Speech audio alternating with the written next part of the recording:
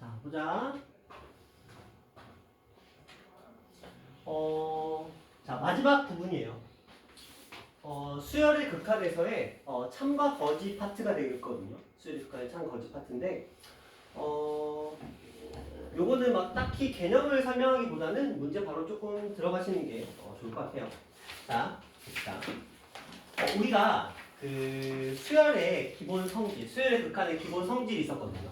실수배, 덧셈, 뺄셈, 곱셈, 0이 아닌 분모를 가질 때의 나눗셈. 이들이 이제 성립한다.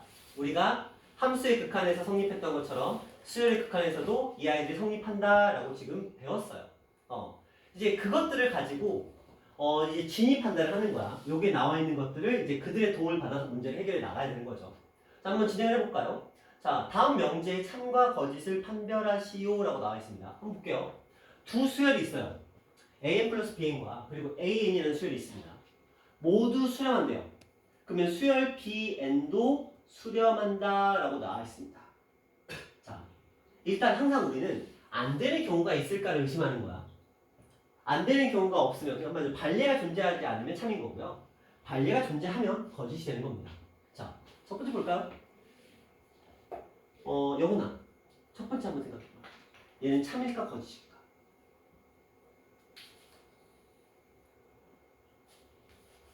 좀 헷갈리면 함수의 극한과 거의 유사하거든요. 함수의 극한 한번 떠올려봐. a,n, bn의 합과 a,n이 모두 수렴한대요. 각각값이 존재한대요. 그러면 bn도 수렴하냐고 물어봤어요.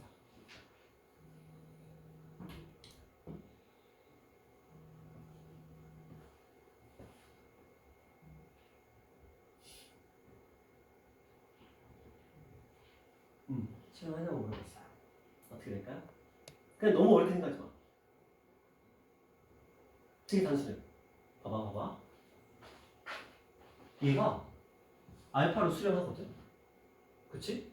그러면 얘도 알파로 수렴해야 되거든. 근데 얘가 만약에 발산이야. 그러면 수렴하는 것과 발산을 더하면 수렴할까? 아니지. 그러니까 애초에 얘도 수렴을 하려면 얘는 이미 수렴한다고 나와 있고, 그럼 얘도 어떻게 돼야 돼? 수렴할 수밖에 없는 구조죠. 그렇죠? 그냥 이렇게 단순하게 하면 돼. 그러니까 어떤 느낌이냐면 덧셈 뺄셈에서는 조건이 두 개 붙으면 다 돼요. 이렇게 생각하시면 편해요. 덧셈과 뺄셈 버전에서는 두 개의 조건이 붙으면 돼요. 그러니까 이런 느낌이야. 봐봐. AN과 BN이 이 녀석이 수렴한대. 그런데 만약에 AN-BN이 만약에 수렴한대. 그러면 AN과 BN은 수렴할까 안 할까? 할 수밖에 없어요. 왜냐면 얘가 수렴하고 얘가 수렴한다고 치자. 뭐 이제 보통 이제 CN이라고 놓고 이제 치환해서 문제를 진행을 하긴 하는데, 그러면 우리는 AN 대신에 CN-BN을 넣기도 하고요. 그렇죠? 그러면 AN 대신에 CN-BN을 넣다고 치자. 이런 식으로. 그래서 이거 날려버리고. 그렇죠? 그럼 BN이라는 값이 어쨌든 간에 이제 존재한다. 이런 식으로 가는 거야. 그렇죠? BN의 값이 0이 돼야 되는 거야. 그래서 이런 식으로 우리가 얘기를 하거든요. 그래서 보통 수렴하는 이 수열에서는 덧셈과 뺄셈에 관한 식은 두 개가 주어지면 일반적으로 수렴한다고 보시는 게 편해요. 그러니까 하나 그리고 덧셈, 하나 뺄셈 이런 식으로 덧셈과 뺄셈이 두 개가 주어지면 일반적으로 수렴합니다. 곱셈 나눗셈은 우리가 신경 쓸 게 좀 있어요. 하지만 덧셈과 뺄셈에서는 일반적으로 두 개의 식만 있으면 돼요. 덧셈과 뺄셈에서는. 그렇게 생각하시면 좀 편하실 것 같고요. 자, 근데 두 번째입니다. 이미 답을 말해버렸네. 자, AN과 BN이 모두 발산하면 이들의 합도 발산한다라고 되어 있거든요. 자, 발산이래. 우리 이거 극한 구할 때 부정형에 보면 이런 녀석을 공부했죠. 무한대분의 무한대꼴. 이거는 세 가지 케이스로 나눠지잖아요. 개수의 b를 쓰는 경우 0으로 혹은 무한대로. 그렇죠? 자, 세 가지가 있었거든요. 근데 이거 말고 하나가 더 있었던 게 뭐냐면 무한대 마이너스 무한대 꼴이 있어요. 이게 뭐냐? 이들은 거의 다가 어떤 케이스냐면 유리화를 진행해야 되는 경우예요. 하지만 유리화를 진행을 하면 수렴하죠. 우리 이미 만들었잖아요. 무리수가 돼 있으면 유리화를 진행해서 이 형태로 강제로 만들어서 수렴하는 형태를 만들어냈잖아요. 근데 지금 여기 봐봐. 모두 발산한대. 그럼 무한대 아니면 진동이라는 소리죠. 근데 합을 했네. 예를 들어 생각해봐. AN이 무한대고 BN이 음의 무한대야. 그럼 무한대 마이너스 무한대 꼴인 거 맞죠? 그럼 그들 중에는 당연히 이 패턴을 따라서 수렴하는 경우가 있을 수 있죠. 맞잖아. 있을 수 있잖아. 있다가 아니고 있을 수 있잖아. 그러니까 얘는 뭐가 되는 거예요? 거짓이 되는 거 맞죠? 됐죠? 이런 식으로 보시면 돼요. 자, 그 다음 볼게요. 두 수열 중에 하나만 수렴한대요. 근데 생각해봐.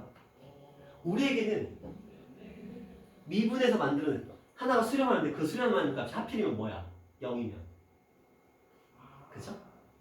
우리 연속할 때 미분하고 극한할 때 0 곱하면 맨날 되는 거 있잖아요. 그런 버전으로 얘가 수렴하는데 하필이면 걔가 0으로 수렴해. 그럼 얘가 무슨 짓을 하다 어차피 0 돼버리잖아요. 그렇죠? 자기는 무한대로 발산하고 싶은데 나는 진동하고 싶은데 얘가 0이야. 끝난 거죠. 그 경우에 얘는 거짓이 된다. 그러니까 수렴할 수도 있으니까 뭐가? 반례가 성립하니까 얘는 뭐다? 거짓이라고 보는 게 맞아요. 그러니까 반례 찾기 문제인 거야. 반례가 존재하면 거짓, 반례가 존재하지 않으면 참 이런 느낌으로 생각해 주시면 돼요. 그리고 실제로는 거짓인 경우가 훨씬 많습니다. 왜냐면 문제 내는 사람들이 뭘 고민하겠어? 이미 참인 걸 고민하겠어? 거짓을 만들기 위해 고민하는 거거든요. 그런 느낌을 좀 보시면 되고요. 그래서 참인 경우는 좀 한정적이야. 그러니까 내가 어디선가 많이 본 듯한 익숙한 표현이 나오면 참이고 굉장히 낯설어. 이거 무슨 말이야? 그러면 거짓인 경우가 굉장히 많아요. 이렇게 보시면 돼요. 반례가 뭐가 존재하는 경우가 많거든요. 그러니까 문제 내는 사람이 의지적으로 반례를 어떻게든 만들어낸 거야. 그러니까 반례가 있는 유형을 만들어낸 거지. 그 표현을. 그래서 자기 보란듯이 야, 나 이거 반례 찾았어. 근데 너희 낚일 거야. 이거 참인 거 같지? 근데 이거 반례야. 약간 이런 뉘앙스로 문제를 내는 거거든. 그러니까 나한테 되게 낯설어. 표현이. 이런 표현 뭐지? 이거 참이야 거짓이야? 이러면 보통 거짓인 경우가 훨씬 많아요. 그렇게 생각하시면 좀 편해요. 자, 그 다음 자, 숫자 바꾸기인데 비슷한 맥락이긴 해요. 자, 볼까요? 처음 거 a제곱 마이너스 bn제곱이 또 bn이 모두 수렴한대요. 그러면 a제곱도 수렴한다. 이렇게 돼 있어요. 자, 그냥 단순하게 보자. bn이 얘가 만약에 수렴해요. 우린 이렇게 배웠어요. bn 플러스 1도 뭐한다? 수렴한다. 아시죠? bn 플러스 얼마가 들어오던 얘는 수렴하는 거 맞아요. 맞죠? 자, 그런데 그러면 bn이 수렴하면 bn 제곱은 어떻게 될 것 같으세요? bn이 수렴해. bn 제곱은 어떻게 될까? 되게 무식한 질문이지. bn이 수렴한대잖아. bn이 알파가 되면 되잖아. bn 제곱은 뭐 하겠어? 알파 제곱 되겠죠. 너무 당연한 얘기죠. 요거에 대해서 의문 품으시는 분 없죠? 너무 당연한 얘기잖아. 그렇죠? 당연한 거에 너무 의문 품지 말고 넘어가자. 자, 그러면 얘도 뭐야? 수렴하는 거잖아. bn이 수렴했어. 근데 bn 제곱도 수렴했어. 얘가 수렴했어.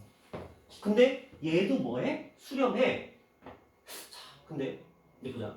그러면 an의 제곱도 수렴할까요? 확실해요? 느낌적으로 한번 가봐. an의 제곱도 수렴할까? 준호는 an의 제곱도 수렴할까?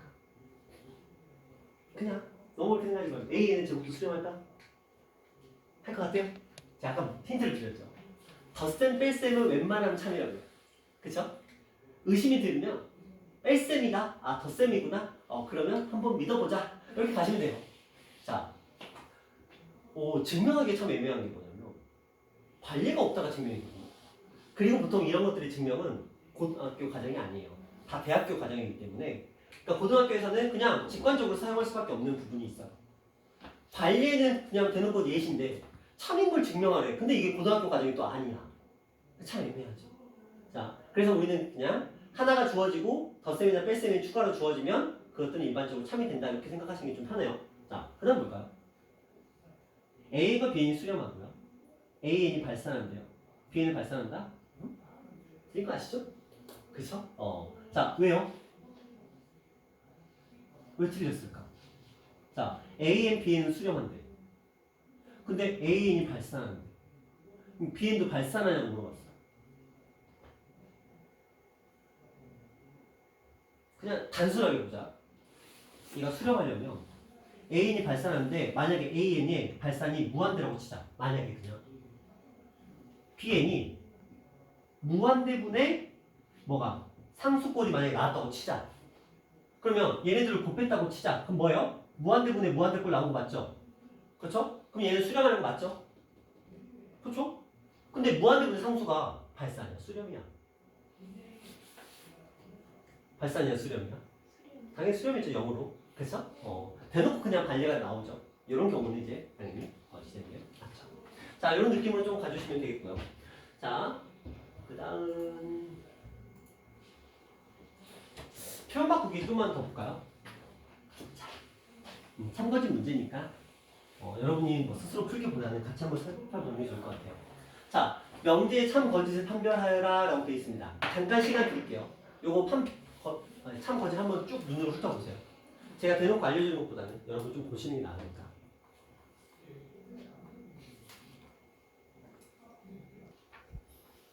첫 번째부터 볼게요. A-2배 있는 0이고 그 다음에 B는 1이다 그 다음에 A는 2다 라고 써있는 거. 이게 무슨 소리야?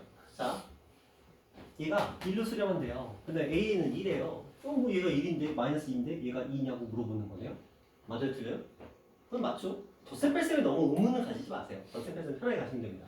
자, A는 알파로 B는 0으로 수렴한대요. 그럼 이 둘의 곱은 0이다? 당연한 거 아니에요? 그쵸? 뭐 이런 거에 의문 가지지 맙시다. 쉽게 갑시다. 자, 여기 볼게요. 무한대가 나오면 고민을 하셔야 돼요. 무한대는 항상 고민하셔야 됩니다. 자, 0과 무한대를 곱했어요. 그럼 0이다. 맞아, 틀려요? 0과 무한대를 곱했어요. 0이다. 맞을까요? 틀릴까요?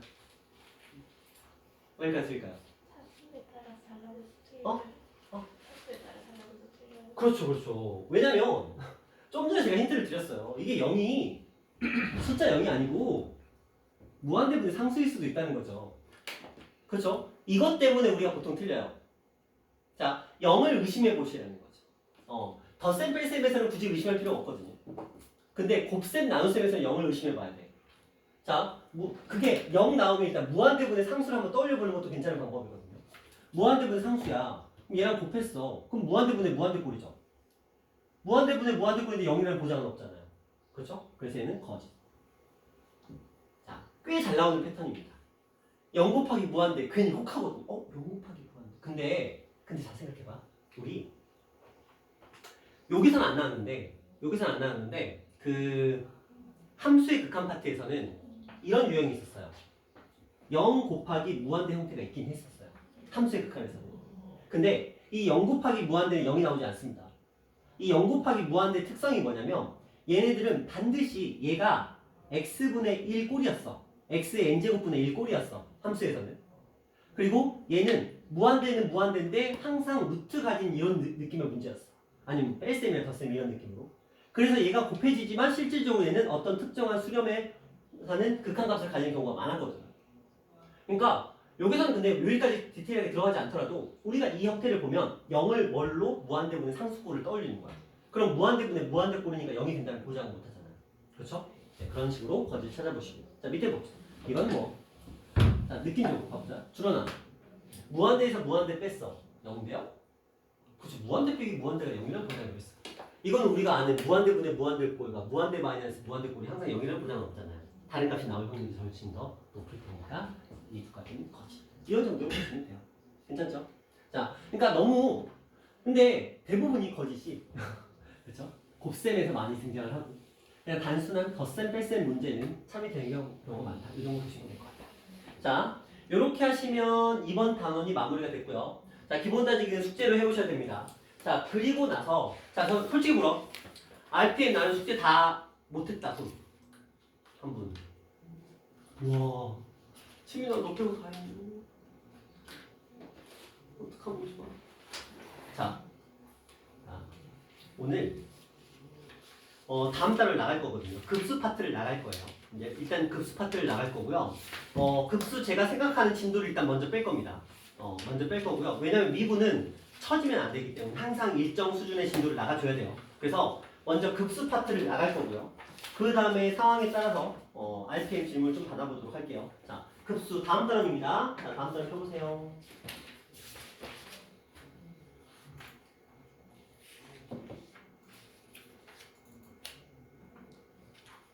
12분의 1을 우리가 했어요. 12분의 1. 그렇죠? 첫 번째 단원이 완벽했고요. 이제 두 번째 단원 들어갑니다. 급수 파트. 뭐냐?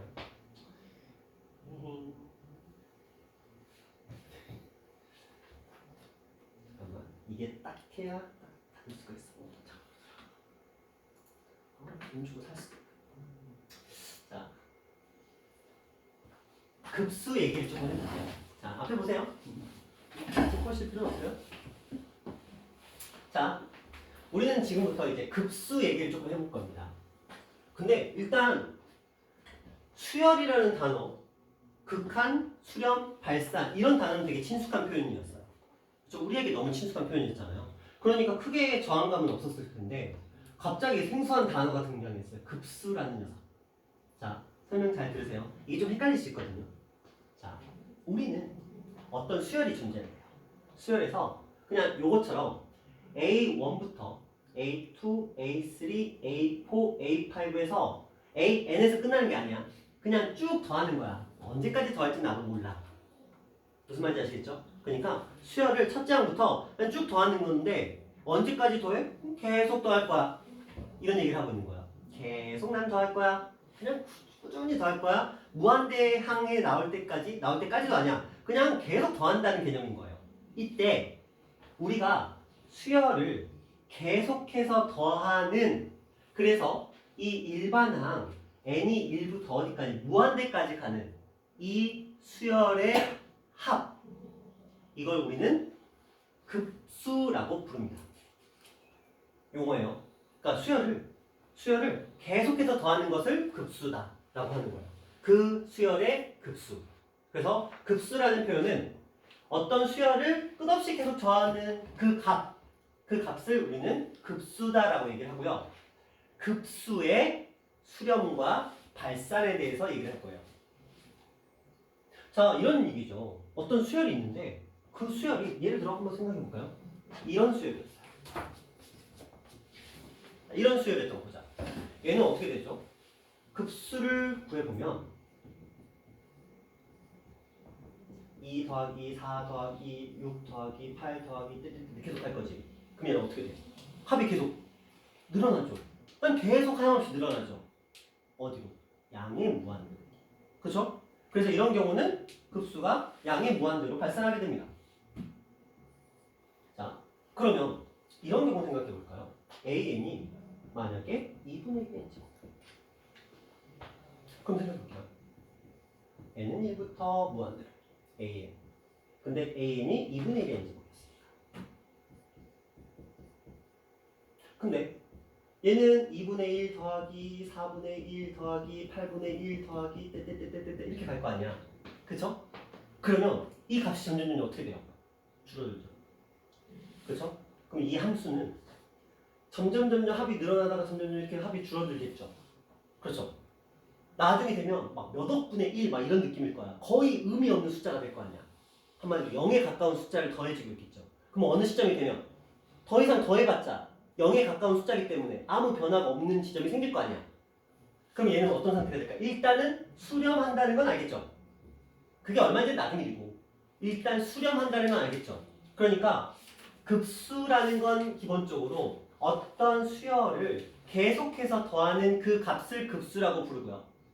그리고 그 급수의 수렴과 발산에 대해서 공부하는 게 이번 단원의 내용입니다. 아시겠어요?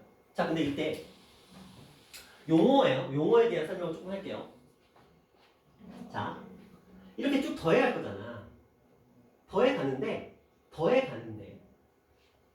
예를 들어 내가 첫 번째 항부터 7번째 항까지 더한 값은 S7이죠. 그쵸? 근데 첫 번째 항부터, 그러니까 이런 느낌이야. 단순히 볼게요. S1의 의미는 첫째 항의 합이죠. 첫째 항만. 그럼 S2는 뭐예요? A1, A2까지 더한 값이죠. S3는 A1, A2, A3까지 더한 값이죠. 이건 다 아시는 거잖아요. 그쵸? 뚜뚜뚜뚜뚜 해서 SN이라고 한다면 A1부터 A2, 뚜뚜뚜뚜뚜 해서 어디까지? a n번째 항까지 더한 값인 거 아시죠? 그리고 우리는 이런 S1, S2, S3 이런 SN으로 표현되는 이런 아이들을 AN이라는 이 수열에 이런 아이들을 AN이라는 수열의 부분의 합이다라고 얘기를 합니다. 별일이 아니에요. 이 AN이라는 수열은 계속 나아가는 수열이잖아요. 계속적으로 한이 존재하는 수열이잖아요. 그들 중에서 첫 번째 항부터 몇 번째 항까지, 첫 번째 항부터 n번째 항까지의 그 부분의 합이잖아요. 맞죠? 그래서 이런 아이들을 우리는 AN이라는 수열의 뭐라고? 부분합이라고 부릅니다. 그리고 대표적으로 SN을 흔히 사용을 합니다. 그래서 누가 SN이 뭐야? 라고 물어보면 AN이라는 수열의 부분합이에요. AN이라는 수열의 n번째 항까지의 합이에요. 1부분의 합이에요 라는 뜻을 가지고 있다고 보시면 돼요. 우리가 수원에서는 그냥 이거 SN을 그냥 수열의 합이라고 얘기를 했거든요. 그렇죠? 그때는 그렇게 얘기를 했는데 지금은 이 원래 용어가 부분합이라는 용어예요. 그래서 수원 공부할 때도 그 부분합을 이용한 그 뭐죠? 등차 등비 수열을 계산하는 방법도 존재했었거든요. 근데 그때는 제가 이제 부분합이라는 용어는 안 썼었는데 자 어쨌든 그래서 부분합이라는 건 뭐냐? N이라는 수열의 1부분, 첫째 항부터 n번째 항까지 1부분의 합을 우리는 부분합이라고 부르겠다라고 얘기를 한 거야. 근데 갑자기 밑도 끝도 없이 부분합을 왜 얘기를 하냐면 자, 이 문제로 다시 돌아가 볼게요. 자, 우리가 이걸 일일이 숫자를 딱 생각해 보면 얘가 발산하고 일일이 숫자를 생각해 보면 얘가 뭐 한다는 거? 수렴한다는 건 알겠죠. 맞죠? 근데 이렇게 매번 하자니 너무 번거롭다는 거지. 그래서 이렇게 생각해 보는 거야. 자, 잘 보세요. 이 아이는 이렇게 표현하는 게 가능할 것 같아요.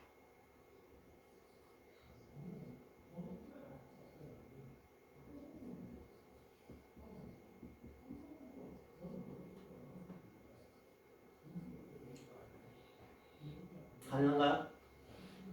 자, 좀 더 지저분해 보이지만 자, AN이라는 수열 그대로 있고요. AK예요. 죄송해요. K는 1부터 N까지야. 그쵸? K는 1부터 N까지인데 그 N이 어디까지가? 무한대까지 가는 거야. 그럼 결과적으로 똑같은 표현이죠. 근데 이렇게 표현한 이유가 뭐냐면 자, 요 부분. 이게 뭐야? 이게 SN이잖아요. 우리 수열할 때 이게 SN이라고 배웠잖아요. 그렇죠? 그럼 얘는 어떻게 표현이 가능한 거야? 리밋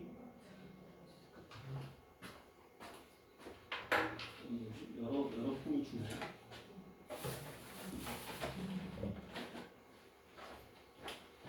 자,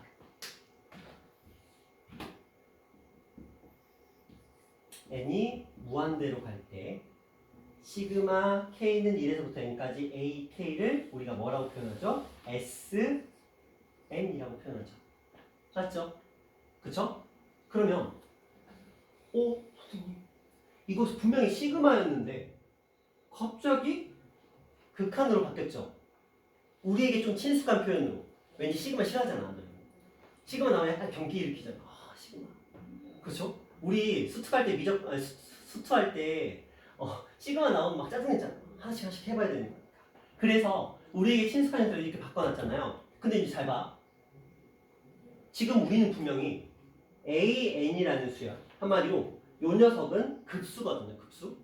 이 급수를 뭘로 표현했냐면 SN이라는 AN이라는 수열의 부분합의 극한으로 표현을 한 거야. 그쵸? 그래서 급수는 부분합의 극한이라고 표현하기도 합니다. 용어예요, 용어. 급수는 부분합의 극한. 그러면 급수가 수렴한다, 발산한다는 뜻은 부분합이 수렴한다, 발산한다의 의미로 해석하시면 되는데 자, 근데 SN 잘 봐봐. 이 SN 자체도 우리가 보기에는 뭐하고 똑같은 거야? 수열인 거야. 그쵸? 부분합으로 이루어진 수열이잖아. 부분합으로 이루어진 수열에 뭐가 되는 거야? 극한이 되는 거죠. 그러면 여기 나와 있었던 이 EN을 그대로 가져와서 한번 사용해 보자. 우리 시그마 EN 어떻게 표현하죠? 시그마 EN 어떻게 표현하죠?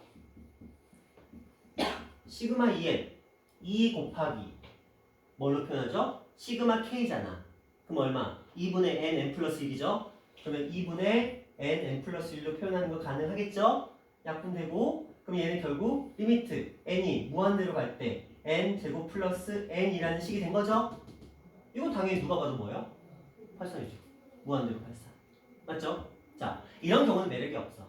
실제로 발산은 뭐 굳이 구한다는 큰 매력이 없는데 자, 여기를 이것도 마찬가지입니다. 똑같은 방식으로 리미트 n이 무한대로 갈 때 시그마 k는 1에서부터 n까지 ak.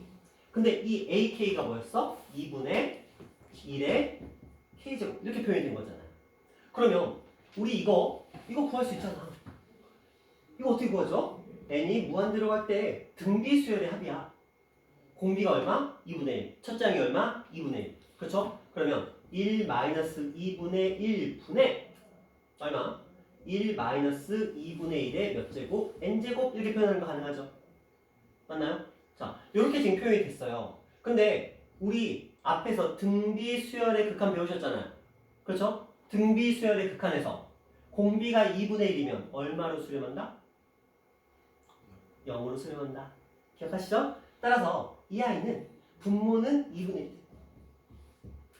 분자는 이거 0으로 수렴하잖아. 그러니까 누구 남았어? 1 남았죠. 그래서 최종적으로 값은 얼마가 되는 거예요? 2가 되는 이런 식이 되는 거죠. 봐봐. 아까 우리가 여기서 썼던 2분의 1, 4분의 1, 8분의 1 이거 어떻게 감이 안 오잖아요. 그렇죠? 근데 그걸 실제로 계산했더니 얼마가 나온 거야? 2가 나온 거야. 근데 이걸 구하려면 뭐가 필요했던 거야? 그렇죠? 부분합을 사용을 하지 않으면 이걸 계산하는 게 불가능. 대입만 가지고는 발산은 알아낼 수 있지. 발산은 대입만으로 충분히 알아낼 수 있어요.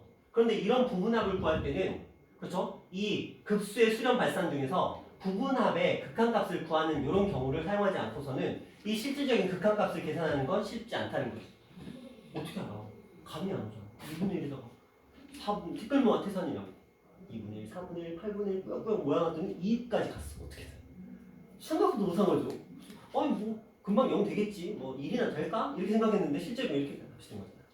그렇죠? 그래서 급수가 중요한데 물론 이제 뒤에 또 등비급수가 나와요. 이제 그 녀석이 정말 중요한데 자 다시 정리합니다. 되게 중요한 얘기예요. 이번 단원의 초석이 되는 거니까. 자 급수라는 건 어떤 수열을 계속해서 더해지는 그 값을 우리는 급수라고 합니다. 그 수열의 급수라고 해요. 그러면 그 급수라는 녀석을 표현할 때는 시그마 n은 1에서부터 무한대까지 an 그러니까 어떤 수열의 첫 번째 항부터 무한대 번째 항까지의 합을 우리는 그 수열의 급수다라고 표현합니다. 그런데 이렇게 표현하면 우리가 숫자를 대입하는 수밖에 없잖아요. 그렇기 때문에 부분합 이 an이라는 수열의 부분합을 활용해 보자라는 거죠. sn은 an이라는 수열의 n번째 항까지 합을 나타내는 그 값입니다. 그래서 요 급수를 구하기 위해서 요게 이제 급수인데 그 급수를 계산하기 위해서 먼저 시그마 n분의 n은 1부터 무한대까지는 요 시그마라는 표현을 리미트 n은 무한대로 갈 때 k는 1에서부터 n까지의 요 리미트와 시그마가 결합된 형태로 변형을 시켜주셔서 요 일반항을 집어넣으면 요 부분이 뭐가 되는 거야? SN이 되는 거잖아요. 결국은. 그렇죠? 그래서 요 부분을 SN으로 바꾸는 게 여러분이 무조건적으로 해야 될 일이야. 그래서 우리가 급수를 계산할 때는 자연스럽게 리미트 시그마 SN 그러니까 리미트 SN의 형태로 저 형태로 요 녀석을 급수를 요 부분합의 극한의 형태로 표현하는 것 그게 우리가 원래 1단계에서 하는 일이야. 1단계에서 그 행동을 해 주셔야 그 다음 과정 진행은 첫 번째에서 했던 것처럼 우리가 1단원에서 배웠던 것처럼 이 SN이라는 것 자체도 기본적으로 수열의 형태를 가지고 있기 때문에 이 SN이라는 수열의 극한이 결국은 급수의 극한이다. 이 정도로 생각하시면 될 것 같아요. 근데 이게 솔직히 잘 와닿지는 않을 거야. 약간 뭔가 붕 떠있고 이런 느낌일 것 같기는 하거든요. 왜냐면 이게 처음 접할 때 급수가 되게 낯설어. 그렇죠? 부분합이라는 단어도 솔직히 낯설어. 근데 그러다 보니까 낯선 단어들이 딱 등장하니까 이게 솔직히 내용이 어려운 건 아닌데 확 와닿는 건 아닐 거예요. 친숙한 단어가 아니기 때문에. 하지만 우리는 익숙해져. 결국은 익숙해져요. 미분, 연속 뭐 이런 거 다 어쨌든 결국은 익숙해지는 과정이 거치는 건데 이제 그 과정을 뭐 이제 지나가면 되는 거죠. 자, 그래서 일단 기본적으로 급수와 부분합이라는 거에 대해서 요거에 대한 설명을 조금 말씀을 드려봤고요. 자, 여기서 이그젠플 문제를 조금 풀어보면 좋을 것 같은데 내 책이 어디 갔지? 잠깐만. 책에 이그젠플 문제가 있을 텐데 쏠쏠한 거 있었던 것 같은데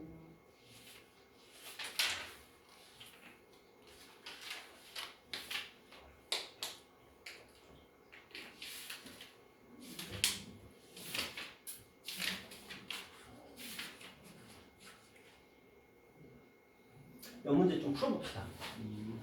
문제만 좀 쓰고 드릴게요.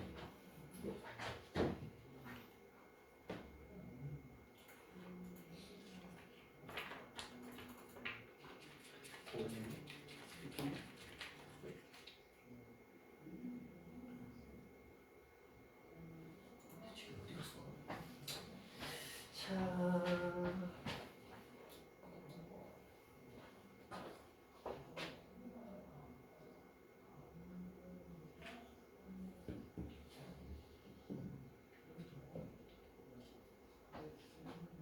73페이지에 이런 문제가 있거든요.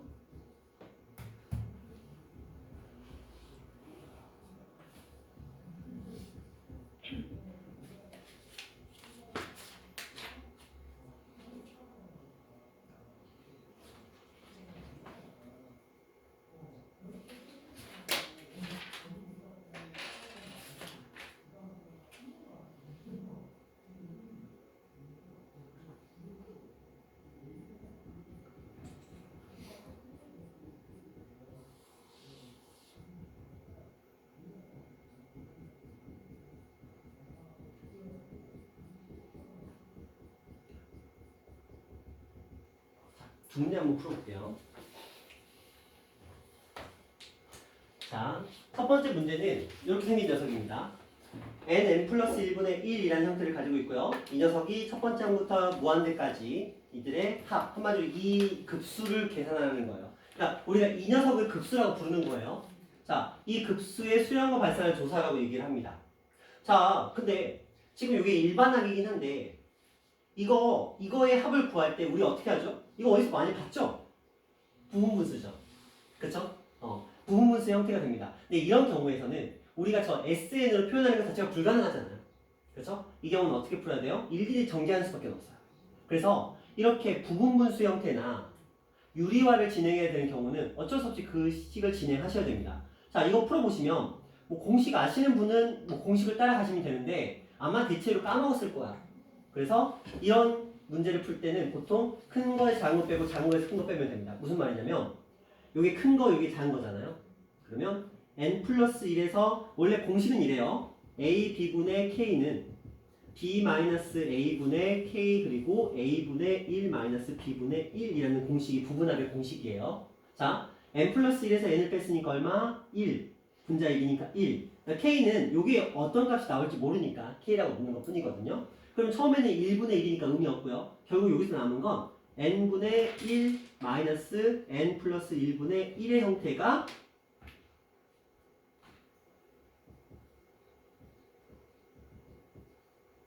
이런 형태가 됐다는 거죠. 그렇죠? 자, 그러면 이 아이 숫자 하나씩 대입해 볼게요.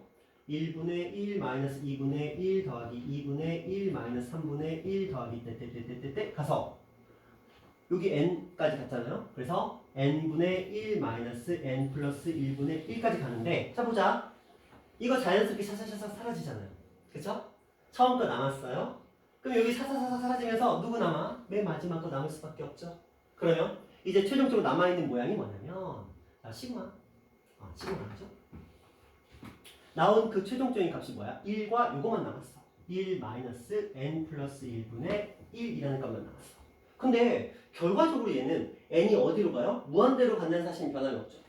그러니까 이것도 우리가 바로 이렇게 쓰기는 했으나 실제로는 요것들의 앞에 뭐가 붙었어야 되냐면 리미트 요렇게 표현이 됐어야 된다는 거죠.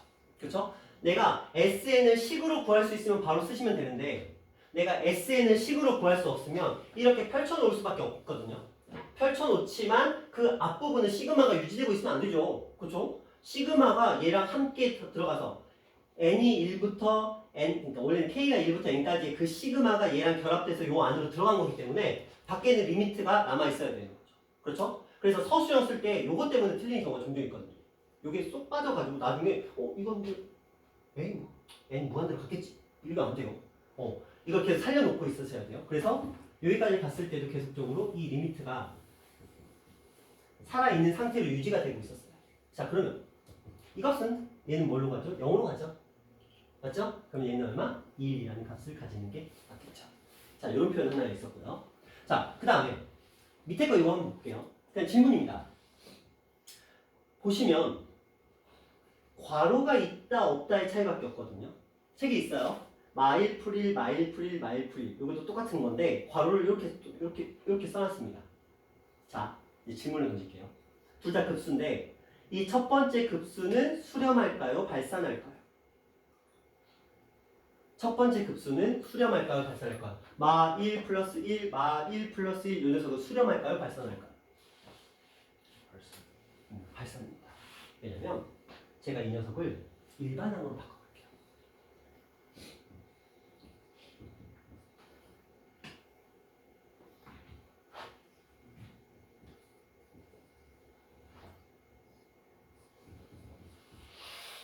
이렇게 되겠죠. 그쵸? 마이너스 1 플러스 1 마이너스 1 플러스 1 계속 더하는 거잖아요.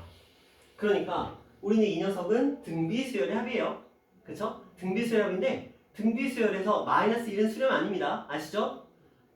마이너스 1보다 크고 1보다 작거나 같을 때 수렴인 거야. 그쵸? 얘는 대놓고 발산이잖아요. 뭐 이거는 굳이 안 해보셔도 발산인 거 뻔히 아시잖아요. 그렇죠? 그래서 얘는 발산인데 자, 얘 진동 발산이에요. 얘는 뭘까요? 밑에 거는 수렴이에요. 저 괄호가 굉장히 중요한 의미인 거야.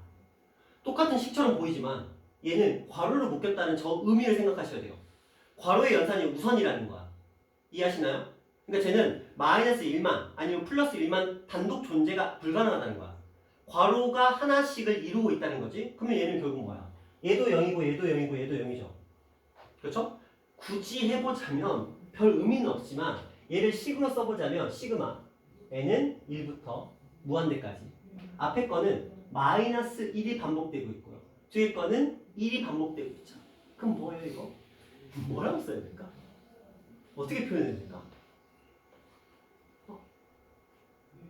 어떻게 써야 될까? 식 어떻게 쓸까? 솔직히 쓰는 것 자체가 애매하긴 하죠. 마일. 그럼 뒤에 거는 뭐 1 어처구니 없지만 이게 식이에요. 그렇죠? 어처구니 없지만 이게 식이잖아요. n의 값에 관계없이 항상 마이라고 1이 나오는 상수니까. 그렇죠? 우리 시그마 이런 거 있잖아요. 시그마 C. 아시죠? 여기 뭐 K는 1부터 N까지 있으면 NC라고 표현을 되는. 뭐 기억나시죠? 나실 거예요. 아니면 생각해봐. 이거는 그냥 C를 N번 더한다. 이게 딱 그 개념인 거죠. 마이너스 1 더하기 1을 N번 더한다. 근데 어차피 얘는 0이니까 0으로 수렴할 수밖에 없는 구조가 되겠죠. 됐죠? 자, 이런 느낌이에요. 그냥 급수라는 녀석과 약간 친숙해지라고 그냥 몇 가지를 한번 불러봤어요. 자, 대체적으로 부분분수의 형태가 나오는 경우들이 많고요. 유리화도 종종 많이 사용이 됩니다. 그래서 우리는 이런 식으로 나오면 어쩔 수 없이 얘를 간단한 형태로 바꿔줘야 돼요. 간단하게 SN을 간단하게 표현해서 그들의 극한을 구하면 되고요. 이쪽처럼 쭉 나열된 형태 굳이 이런 경우는 이렇게 바꾸지 않더라도 직관적으로 볼 수가 있는 경우들을 그냥 그대로 정리해서 수렴하는지 발산하는지 체크하는 것도 하나의 방법이 되겠습니다. 이 정도 보시고 자 여기까지는 크게 문제는 없죠. 좋아요.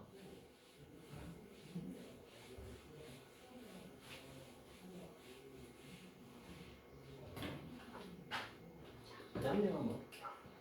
자, 급수의 수렴과 발산 좀 정리하는 시간입니다. 첫째 항부터 n항까지 합을 부분합을 우리는 SN이라고 표현하고요. 그 급수의 수렴과 발산은 부분합으로 이루어진 수열의 극한과 같다라고 아까 다 언급했던 내용입니다. 그런데 여기에서는 우리가 보통 수열의 극한에서는 알파나 베타를 썼거든요.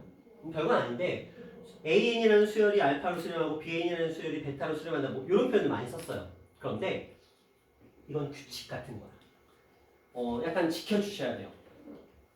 급수의 수렴 발산에서는 급수가 수렴할 때는 자 급수의 수렴 여부는 부분합의 수렴과 똑같다라고 얘기를 했어요. 근데 부분합이 어떤 특정한 값을 수렴할 거 아니야. 그렇죠? 근데 그 특정한 값을 수렴하는 녀석은 결국은 저 SN이 어딘가에 수렴하는 거잖아요. 근데 SN은 뭐야? AN의 합이잖아요. 그렇죠? 한마디로 급수의 극한, 급수가 수렴하는 이 값, 급수의 극한값은 부분합의 극한값은 그 녀석은 어쨌든 결과적으로 수열의 합이라는 거야. 그러니까 최종적으로 합한 그 모양일 거 아니야. 아무리 더해도 더 이상 더할 수 없는 상태, 그러니까 더 이상 변형되지 않는 그 상태를 얘기하잖아. 그럼 그게 결국 뭐야? 이 수열의 최종적인 합의 값이라는 거죠. 더 이상은 변화하지 않는 최종적으로 나와 있는 그 합의 값이잖아요. 그래서 급수의 수렴 발산에서 급수가 수렴하는 그 값은 우리가 뭘로 표현하기로 약속한다? 대문자 S로 표현하기로 약속해. 그래서 앞으로 대문자 S를 보시면 아 부분합의 극한값이구나. 아 급수의 극한값이구나. 이런 정도로 생각하시면 돼요. 되셨죠? 그래서 급수의 극한, 부분합의 극한은 무조건 대문자 S로 표현을 한다 정도로 생각해 주시면 됩니다. 되셨나요? 되셨죠? 자, 그 내용에 대해서 그냥 가볍게 정리가 되는 거고 그냥 S라고 보시면 될 것 같아요. 자, 그런데 이건 뭐 똑같은 얘기니까 자 이제 요 얘기예요. 급수의 수렴 발산과 수열의 극한 사이 관계 요게 굉장히 중요합니다. 자, 굉장히 중요해요. 자, 동시하시고 좀만 더 힘내시면 돼요. 자, 좀 전에 우리가 급수의 정의와 기본적인 내용에 대해서 언급을 했는데 이제 그게 이제 입문 과정이며 요게 응용의 가장 중요한 어떻게 보면 이번 단원에서 가장 중요한 걸 꼽으라 그러면 이걸일 수도 있어요. 그만큼 되게 중요한 얘기입니다. 좀 얘기를 해볼게요. 봐봐, 생각해봐. 우리가 합을 생각해보자. 어떤 급수가 있어요. 지금 n은 1에서부터 무한대로 가는 AN이라는 이 급수가 만약에 수렴을 한대요. 만약에 수렴을 한대요. 그러면 생각해보자. 상식적으로 생각해보자. AN이라는 게 계속 더해갈 거 아니야. 근데 아무리 계속 더해도 더 이상 변하지 않는데 어떤 값이 딱 나왔는데 더 이상 이제 더해봤자 별 의미가 없대. 그 말은 뭐야? 더 이상 더해도 더 이상 의미가 없다? 그럼 그 애들이 얼마가 됐다는 거야? 더하는 값이. 자, 이렇게 되는 거예요. 아까 우리가 2분의 1을 예를 들어 설명했잖아요. 봐봐. 2분의 1을 더했어. 4분의 1을 더했어. 8분의 1을 더했어. 어쨌든 값은 계속 커지고 있을 거야. 그쵸? 이거 이해하시죠? 내가 계속 더하다 보면 한 1024분의 1을 더했어. 어쨌든 얘도 값을 키울 수는 있어. 근데 이게 만약에 무한대분의 1이 된 값을 더했다고 치자. 그럼 더 이상 얘는 변화가 없겠죠. 왜? 무한대분의 1은 뭐니까? 0. 근데 무한대분의 1이 뭐야? 이런 표현 없어요? 그렇죠. A 무한대 항이겠지. 그 어떤 특정한 항인데 어느 시점이 되면 더 이상은 계속적으로 항을 구해봤자 얼마가 나온다는 거야? 0에 가까운 값이 나온다는 거죠. 그러면 그 i는 결국 더해봤자 이 부분합에 영향을 주지 않죠. 그래야만 결과적으로 얘는 수렴할 수밖에 없잖아. 그렇죠? 어떤 특정한 값에 가까이 다가간다는 건 아무리 뭐 A 1000번째 항, 10,000번째 항, 1억번째 항을 더해봤자 이 값 자체의 변화가 거의 없다라는 얘기잖아요. 그러면 그 항 자체가 얼마에 가까운 값인 거야? 0에 가까운 값이어야만 하겠죠. 그렇지 않으면 변화가 생길 수 있잖아. 이 부분합에 변화가 생기면 안 되잖아. 수렴한다라는 건 더 이상 부분합에 변화가 생기면 안 돼. 계속 더해봤자 계속 일반항을 더해봤자 여기다 차곡차곡 더해봤자 변화가 생기면 안 돼. 그러면 수렴이 아니거든. 그쵸? 근데 변화가 생기지 않는다는 거야 더 이상. 그 말은 뭐야? 더하는 값이 뭐에 가까운 값이라는 거야? 0에 가까운 값이라는 거죠. 무슨 의미인지 이해하세요? 그래서 급수가 수렴한다라는 건 결과적으로 계속적으로 항을 키워나가서 그 값들을 계속적으로 더해갔을 때 결과적으로 이 커나간 그 항이 점점 뭐에 가까워지고 있다는 거야? 0에 가까워져야만 한다는 거죠. 요거 이해하시나요? 요거는 알겠어? 무슨 의미인지? 준원이 알겠어? 동현이도 알겠어? 동현이 알겠어? 민주이도? 알겠어요? 이게 굉장히 중요한 의미예요. 진짜 중요합니다. 이 내용이 정말 이거는 그냥 머릿속에 각인을 시키셔야 돼요. 급수가 수렴한다라는 거. 결국 AN이 무한대로 갈수록 AN이라는 값이 0에 한없이 가까워진다. 0으로 수렴하고 있다라고 본다. 이게 맞는 얘기죠. 자, 그 얘기를 지금 얘가 하는 거야. 자, 어떤 급수가 수렴한다라는 건 AN의 극한값은 뭐로? 0으로 수렴한다라고 해야만 이게 가능해진다는 거야. 이해하시나요? 자, 그럼 봅시다. 뭔 소리야? 너냐? 무슨 소리지? 어디서 소리가 들리는데? 환청인가? 그래요? 죽을 때가 됐나? 왜 뭔가 이런 소리가 들지? 안 되는데 벌써 죽으면 안 되는데 우리 딸내미한테 시집 보내고 죽어야 되는데 시집은 보내고 죽어야지. 내가 왜냐면 시집 갈 때 딴따라 할 때 내가 결혼식에 가보니까 시집 갈 때 아빠가 없으면 되게 안쓰럽더라고. 혼자 입장 하면 되게 좀 안쓰럽더라고. 그래서 최소한 우리 딸내미들 시집 갈 때 내가 딴따따따 이것까지 해줘야 돼.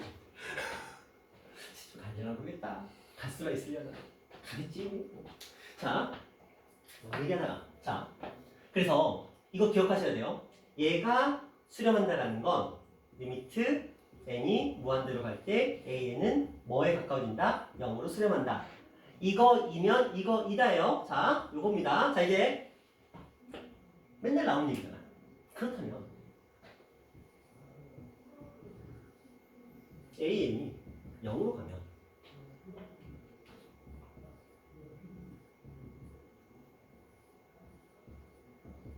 이 아이는 수렴한다. 맞아요, 틀려요? 틀리겠지 뭐. 장사비 틀려요. 그쵸? 역은 성립하지 않는다. 맨날 나오잖아. 그 역은 성립하지 않는다. 충분 조건이고 필요 조건은 성립하지 않는다. 뭐 이런 거 나오잖아. 자, 생각해봐. AN이라는 게 0으로 갔다. 그러면 이 녀석도 여기로 수렴하냐? 라고 지금 질문을 던졌습니다. 근데 이 형이 어떤 값이냐에 따라서 좀 중요가 되는데 뭐냐면 여기 친절이 나왔어요. 예시가 나오는데 그 책에 보시면 책에 봐봐. 거기 밑에 예시가 딱 좋은 게 있었는데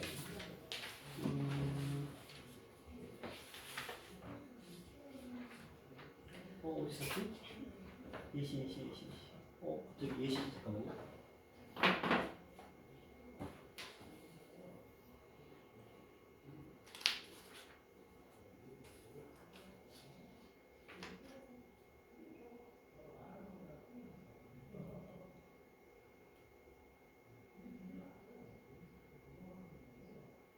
여기 예시 있다. 자, 볼게요. 이거 한번 볼게요. 한 번은 봐야 돼. 그래야 그냥 막연히 하는 거 아니고요. 한 번은 봐야 돼. 한 번.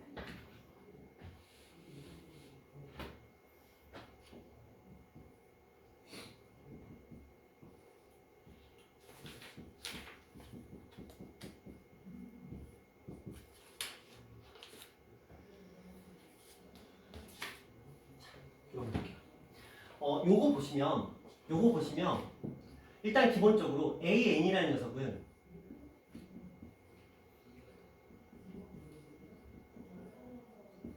이게 그렇게 안 외워지더라. 자, 요 녀석은 얼마로 수렴하죠? 0으로 수렴하는 거 맞죠?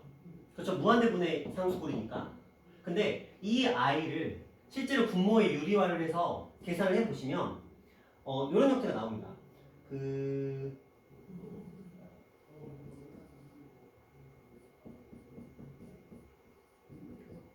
자, 이런 형태가 만들어집니다. 이거는 그냥 분모의 유리화해서 정리하시면 돼요. 뭐 보여줄까요? 자, 분모의 유리 한번 해볼게요. 그러면 n 플러스 1 마이너스 n 분의 n 루트 n 플러스 1 마이너스 루트 n 이렇게 나와요. 그렇죠? 그러면 얘네들은 사라지고 1이니까 의미 없는 숫자가 되겠죠? 그래서 이들은 분모의 유리화를 했을 때 이런 표현이 나오거든요. 아직 시그마 n은 1부터 무한대로 가는 형태. 자, 이 아이를 우리가 숫자를 하나씩 대입을 해봤어요. 요 식에다가 숫자를 대입해봅니다. 1부터 대입을 해볼게요. 그럼 얘는 자, 1부터 루트 2 마이너스 1 플러스 루트 3 마이너스 루트 2 플러스 루트 4 마이너스 루트 3 플러스 또 이렇게 가다가 마지막 부분에서는 요 녀석들이 나오죠. 루트에 n 플러스 1 마이너스 루트 n 이런 녀석이 나옵니다. 이 앞에는 또 어떤 애가 있겠죠. 근데 여기 없애보시면 이렇게 없어져요. 그리고 루트 3 없어지죠. 그러면 앞에서 두 번째 거 남죠. 그럼 뒤에서 몇 번째 거 남아야 돼? 두 번째 거 남아야 되는 거 아시죠? 대칭성으로. 그러면 마이너스 1과 루트 n 플러스 1만 남게 되는 거예요. 그렇죠? 맞죠? 자, 근데 이 녀석 한번 생각해봐. 이 아이는 우리가 이렇게 표현하는 게 가능합니다. 그렇죠? 지금 이게 SN의 형태를 만들어낸 거야. 자, 근데 여기다가 n에다가 무한대로 간다? 보세요. 이거 발산이잖아요. 분명히 얘는 0으로 수렴했어. A는 0으로 수렴했어. 그런데 급수가 뭐하고 있어요? 발산하고 있죠. 그래서 이런 식. 역은 그래서 성립하지 않는다. 이거 기억하셔야 돼요. 그래서 지금 집합회로는 이렇게 표현했거든요. 자, AN이 0으로 수렴한다고 해서 급수가 무조건 수렴하는 건 아니라는 거야. 그쵸? 그러니까 AN이 0인데 여기 급수가 수렴하지 않는 부분들이 있다는 거지. 그쵸? 그래서 이렇게 기억하셔야 돼요. 근데 생각해봐. 그러면 얘가 도대체 이걸 왜 써먹을까? 보자는 거지. 어떤 애가 죽었었어요? 다짜고짜 너희한테 물어봐. 얘가 수렴하냐 발산하냐를 물어봤어. 그럼 우리 어떻게 해야 돼요? 일일이 확 구해야 되잖아. 근데 생각해보자. 이런 식이 나왔다고 치자. 우리가 이거에 급수를 계산하려면 아까 좀 전에 썼던 것처럼 쭉 나열해야 돼요. 나열해서 사사사사삭 해서 간단 형태를 만들어줘야 되잖아. 그치? 근데 만약에 누군가 물어봤어. 얘 수렴의 발산에만 물어봤어. 그럼 봐봐. 이것만 보자는 거지. 이게 AN이잖아. 이 부분이 지금 AN이잖아요. 이 부분이 AN. 그러면 생각해봐. AN이 0으로 수렴하는지만 확인하는 게 편해? 아니면 이거 합의 형태 만들어서 아니면 SN을 구하든지 쫙 나열해서 간단한 형태를 만들거나 SN을 정리하는 그 과정을 통해서 값을 구하는 게 편해? 이거 0인지만 확인하는 게 훨씬 편하잖아. 그쵸? 그럼 생각해봐. 얘가 만약에 0이야. 얘가 0이야. 그러면 이제 그런 생각을 할 수 있는 거지. 얘가 0이 들어가면 얘는 뭐 한다는 거야? 수렴 또는 발산이 되는 건데, 근데 보자. 이런 문제로 나왔어. 얘가 갑자기 듣자고짜 얘 발산이네. 아니 수렴한데. 근데 여기다가 미지수를 깔아놓을 수 있다는 거지. 그러니까 어떤 아이가 있는데 얘가 이렇게 있고 얘가 갑자기 얘가 수렴한대요. 얘가 수렴한다라고 딱 얘기를 했어. 그때 AN과 관련된 어떤 질문이 나왔다고 생각을 해보자. 그러면 AN과 관련된 질문이 나왔으면 얘는 무조건 뭐 해야 돼요? 0으로 수렴할 거 아니야. 그렇죠? 얘가 수렴하면 얘는 0으로 수렴한다. 이건 참이라고. 그렇죠? 이거는 무조건 우리가 활용할 수 있겠죠. 근데 만약에 얘가 발산을 하면 얘는 0이 되면 안 될까요? 아까 했잖아. 0이 돼도 발산을 할 수 있어. 그치? 근데 다시 생각해보자. 헷갈리거든 지금. 자, 그냥 두 가지로 딱 나눠 생각할게요. 이런 단어가 있어. 그냥 이게 이거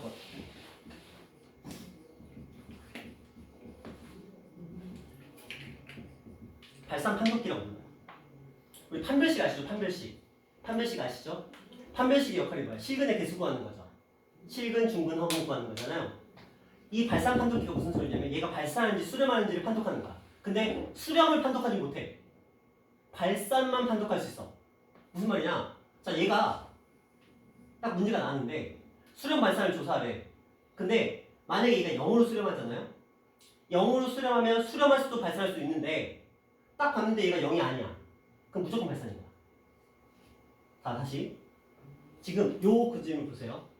요거 안에 얘가 수렴이 들어있잖아요. 얘가 0이면 수렴할 수도 있고 아닐 수도 있는데 얘가 수렴이면 0이라는 거죠. 근데 그러면 다시 만약에 얘가 0이 아니라고 생각해봐. 그러면 여집합이죠. 그러면 수렴은 밖에 존재하지도 않아. 그럼 얘가 0이 아니면 얘는 무조건 뭐야? 발산이죠. 그래서 발산 판독기라고 부르는 거야. 만약에 저 급수에서 AN이 만약에 0이 아니라고만 보여주면 얘는 무조건 뭐인 거야? 무조건 발산인 거야. 근데 만약에 이 녀석이 만약에 0이야. 그럼 두 가지 가능성이 있는 거지. 수렴할 수도 있고 대체로 수렴하긴 맞아. 대체로 수렴하는데 아까처럼 0인데 발산하는 녀석도 있었잖아요. 그래서 발산. 근데 이거는 이제 참 거짓 명지로도 등장을 해요. 자, 이 녀석이 0이면 수렴한다. 틀려요. 발산할 수도 있어요. 기억하셔야 돼요. 그래서 0은 성립하지 않는다. 자, 근데 이 녀석은 0이 아니기만 하면 무조건 발산인 거야. 이건 무조건 참이야. 그래서 보통 우리가 발산을 판별할 때 사용하는 녀석으로 이 녀석을 활용을 합니다. 자, 그리고 명지로서도 활용을 합니다. 그리고 어떤 급수가 수렴한다라고 한다면 무조건 일반항은 0이에요. 이거는 이제 미정계수 있죠. 미정계수 문제로도 활용이 됩니다. 그래서 활용할 수 있는 경우가 세 가지 정도 있거든요. 수렴한다. 그러면 얘는 0이다. 이걸 활용하는 문제가 있고요. 그 다음에 수렴 발산 여부를 빠르게 체크할 때 이 녀석이 0인지 아닌지 체크하는 거야. 이게 0이 아니면 무조건 발산인 거예요. 그 다음에 얘가 0이라고 해서 무조건 수렴인 건 아니야. 이건 뭐야? 참 거짓 여부야. 이 세 가지가 가장 많이 사용이 돼요. 이걸 통해서 이걸 구하는 형태의 미정계수 방법. 그 다음에 발산 여부를 판별할 때 0이 아니도록 하는. 그러니까 대놓고 이렇게 물어보게 돼요. 자, 이 급수가 발산하기 위한 AN 값을 가능하죠? 이 급수가 발산하기 위한 AN 값? 발산하려면 무조건 뭐 해야 돼? 0이 아니어야 돼요. 그렇죠? 그런 식으로 구할 수도 있는 거죠.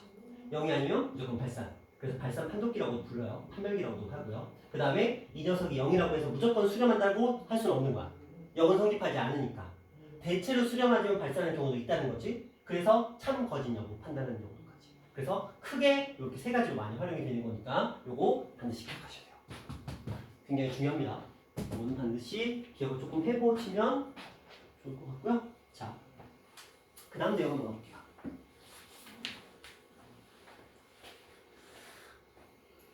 자, 급수의 성질 파트입니다. 이 신과 신과. 가벼운 마음으로 접근하시면 돼요.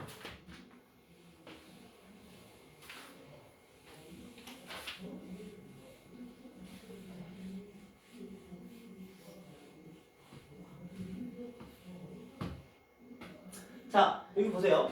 뭐라고 써있죠?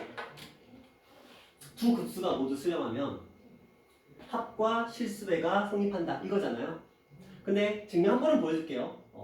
근데 뭐 별 의미는 없어요. 의미는 없는데 증명 한 번 정도는 보여드리도록 할게요. 한꺼번에 써볼게요. 자, PAN 플러스 마이너스 QBN 이렇게 써봅시다. 한 방에 그냥 끝낼게요. 자, 우리는 이 아이를 이렇게 쓰는 게 가능합니다. 리미트.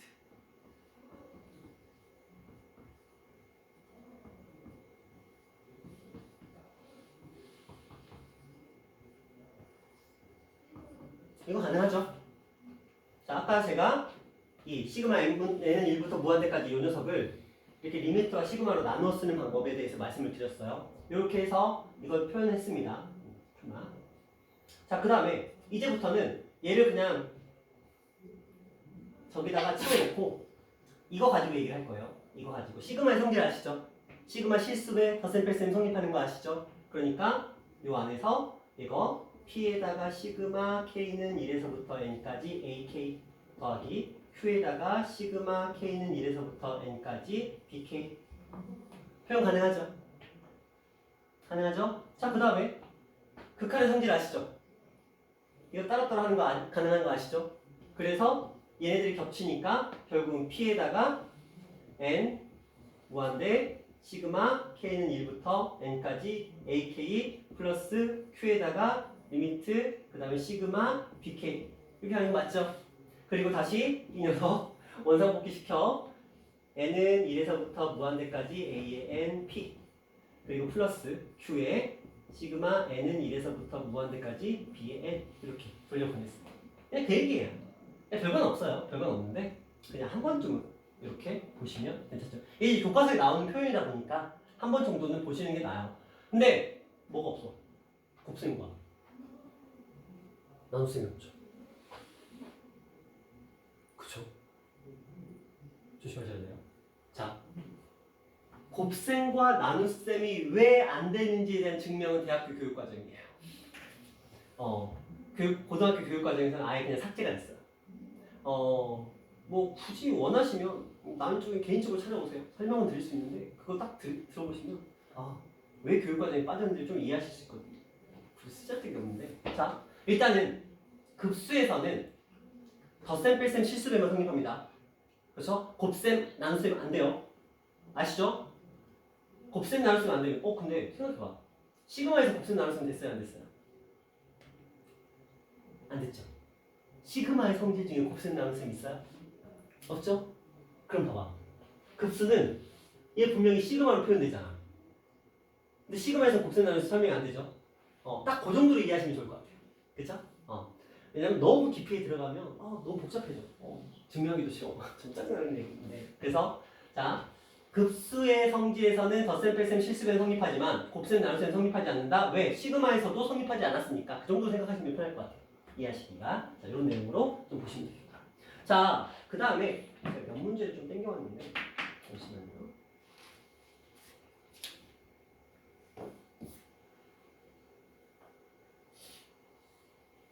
자, 요거 좀 몇 개만 해볼게요.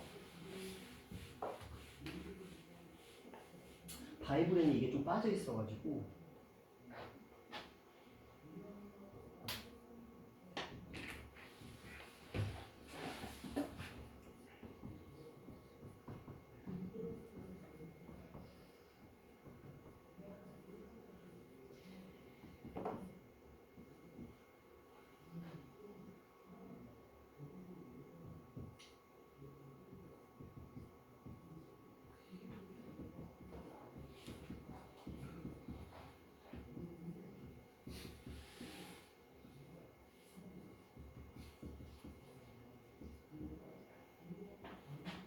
요거 두 가지 한번 볼게요. 별거 아니거든요. 별거 아닌데 꼭 한 번쯤은 거쳐야 되는 부분이라서 근데 여기에 바이블이 없어가지고. 자, 봅시다. 첫 번째부터. 똑같은 거예요. 급수예요. an-1 저 녀석이 0이면 이 녀석이 1이냐라고 물어보고 있죠. 생각해보면 an이 1이면 가능할 것 같죠? 맞아, 틀려요?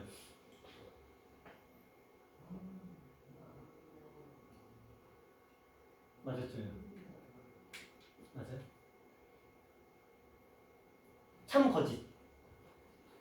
이거 지금 참거짓 문제거든요. 이거이면 이것은 성립한다. 맞습니까? 틀립니까? 물어보는 거고, 이거이면 이것은 성립한다. 맞습니까? 틀립니까? 물어보는 거야. 자, 다수결로 가자. 다수결로. 자, 위에 거 참 오른손 너희 기준이야. 참 오른손, 거짓 왼손. 자, 빨리 결정하세요. 첫 번째 거 참과 거짓입니다. 참 오른손, 거짓 왼손입니다. 자, 기권 없어요. 그리고 너희가 이 두 문제가 다수결로 정답이 더 많잖아요. 그러면 빠르게 써 마무리할 거예요. 근데 거짓이란다. 틀린 오답이 더 많잖아요. 그럼 제가 빈정상에서 좀 더 할 수도 있어요. 동기고요. 확실하지? 다수결이야. 근데 6대 1이네. 6명이네. 뭐 어떻게 하지? 동점이면 어떻게? 동점이면 네가 지는 걸로. 안 되지. 그럼 너희가 짜고 무조건 반대로 반반 하면 무조건 이기잖아.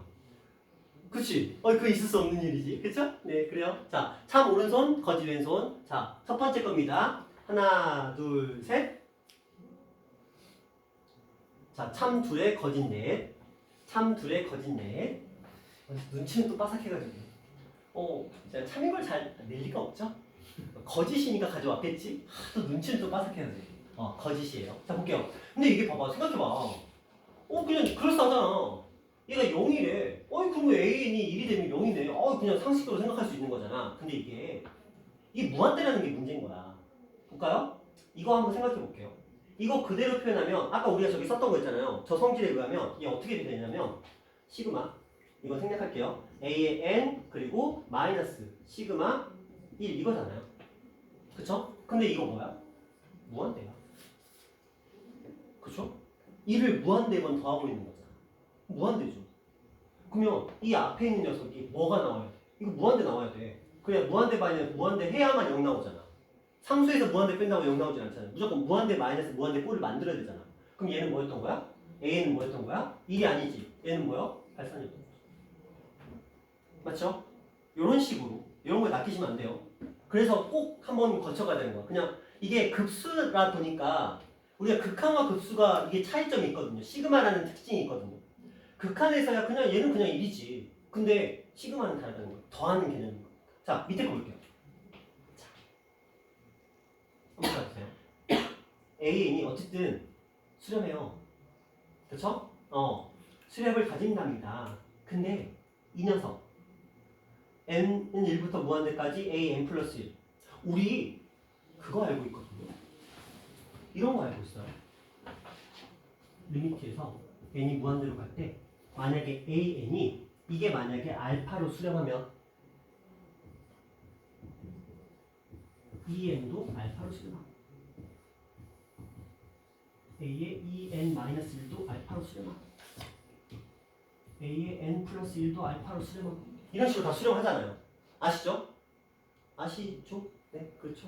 자, 그러면 자 얘가 수렴한데 그러면 얘도 또한 이 값으로 수렴한다. 맞아요, 틀려요? 자, 한번 생각해 보세요. 맞아요, 틀려요? 생각해 보실 시간 드리고요. 자, 10초 뒤에 여러분이 집에 갈 수 있을지 없을지 여부가 판단됩니다. 동점 내가 이기는 거다. 내가 멍청이가 아니면 그럼 또 멍청이가 아니야. 한 번 더 해야지. 자, 참 오른손, 거지 왼손이에요. 자, 하나, 둘, 셋. 기권 없어요? 오! 야, 만장일치. 갑자기 기분이 좋아지네. 맞아요, 거짓이 맞아요. 근데 왜 그럴싸하잖아. 아니, 얘 보면 첫 번째 항만 안 더했다 뿐이지 다 더한 건 똑같잖아. 그쵸? 그럼 생각해봐. 아까 2분의 1만 예로 들어보자. 맨날 예를 들었는데 여기서부터 더했다고 치자. 아까 이거 전체 더했을 때 2였죠. 그럼 여기서부터 더하면 이만큼 못 더했지. 그럼 얼마 나올까? 2분의 3 나오겠죠. 당연한 얘기죠. 근데 이게 시험에서는 안 보인다. 지금이야 상황상 내가 거짓을 말할 확률이 굉장히 높다라는 그 상황상 굉장히 너희한테 유리한 게임이었어. 그렇죠? 어떻게 보면 주는 게임이었거든요. 이게 어떻게 표현되냐면 이런 거야. 얘는 첫 번째 항을 제외한 n 플러스 1번째 항까지는 어떻게 보면 그렇죠? 근데 이거는 똑같아. 만약에 그러니까 여기가 지금 이걸 그대로 표현하면 어떻게 표현되냐면 S-A1이야. 그렇죠? 첫 번째 항만 지금 빠져 있잖아. 그렇죠? 그러니까 얘는 S가 맞고 얘가 어떻게 표현되냐면 S가 아니고 S-A1이죠. 왜냐면 이게 이런 거거든. n 플러스 1번째나 n 플러스 2번째나 n 플러스 3번째나 그거 더해봤자 어차피 급수에는 변함은 없어. 근데 문제는 뭐가 빠지는 거야? 첫 번째에서 두 번째에서가 얘가 빠져나가는 게 굉장히 크다는 거지. 자, 급수는 점점 0에 가까워진다는 건 어떻게 보면 처음 값이 굉장히 큰 의미를 부여하고 있는 거야. 처음에 있는 값이 굉장히 큰 비중을 차지하고 있는 거죠. 근데 그 아이가 빠진다는 건 결과적으로 뒤에서 한두 항을 빼는 거랑은 완전히 천지 차이입니다. 그렇죠? 그래서 이 녀석은 거짓이다. 요 정도까지는 알고 갑시다. 그래서 이런 것들, 왜냐면 이게 지금 어디서 땡겨왔냐면 기출문제 땡겨왔어요. 여기 이제 원단거 기출이었고 이게 올해 알았던 기출이었어요. 그래갖고 기출문제 보다가 그냥 별거 아닌데 이쪽 파트랑 좀 연계되는 거 있어가지고 하나씩 땡겨왔거든요. 그렇죠? 참 거짓 문제였어요. 그러니까 이 정도로 우리가 조금 알고 가보도록 합시다. 자, 오늘 여기까지 할 거고요. 자, 개념 콕콕이랑 이쪽 파트는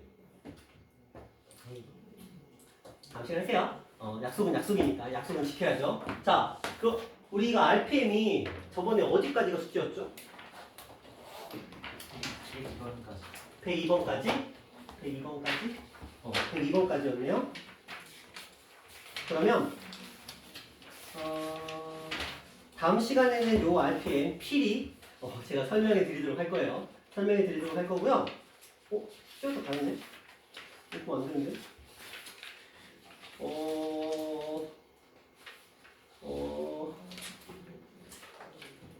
숙제가 없네.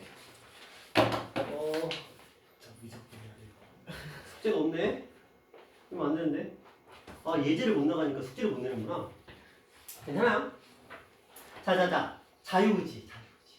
자, 다음 시간에 저는 개념 콕콕을 나갈 거고요. 예제를 쭉 나갈 거고요.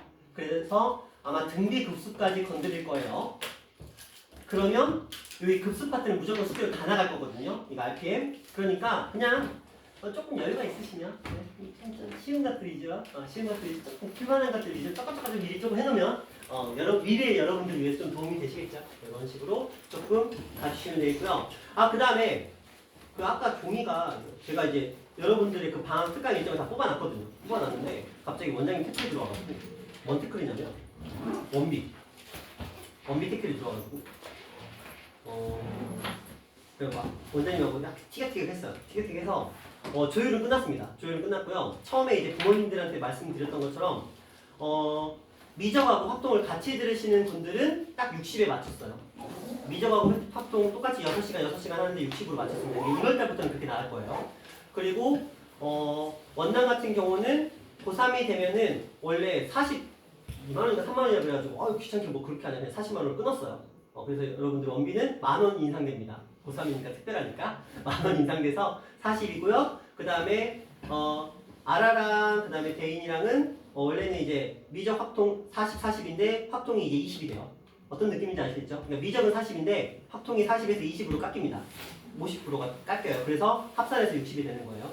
되셨죠? 그리고 방학 때 미적 특강은 딱 8회만 진행을 할 거예요. 제가 저번에 말씀드렸던 토요일날 3시간 정도씩 수업을 진행을 해서 그렇게 나갈 거고요. 그거는 이제 별도 특강비로 나가는데 그것도 처음에 원장님이 뭐라고 하셨는데 제가 또 뭐라고 해가지고 일단은 중학교 수준에 맞췄어요. 중학교 수준 특강비에 맞췄으니까 근데 그거는 어쨌든 제가 깎을 수 있는 한은 최대한 깎아놨거든요.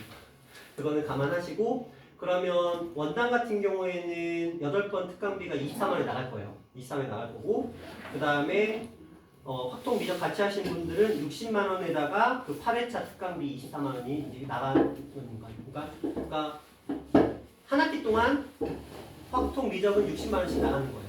한 학기 동안. 무슨 말인지 아시겠죠? 왜요? 힘들어? 근데 이게 수업이 2개다 보니까 어쩔 수가 없어요. 왜냐면 제가 수업 자체를 2개를 해야 되기 때문에 원장님이 저한테 돈을 줘야 되기 때문에 그건 어쩔 수가 없는 부분이고요. 자, 이렇게 세팅됐으니까 그거는 안내문은 월요일에 나갈 거고 월요일에 정상적으로 수업합니다. 똑같은 시간대에 수업 진행하는 거니까 그렇게 알고 계시면 될 것 같아요.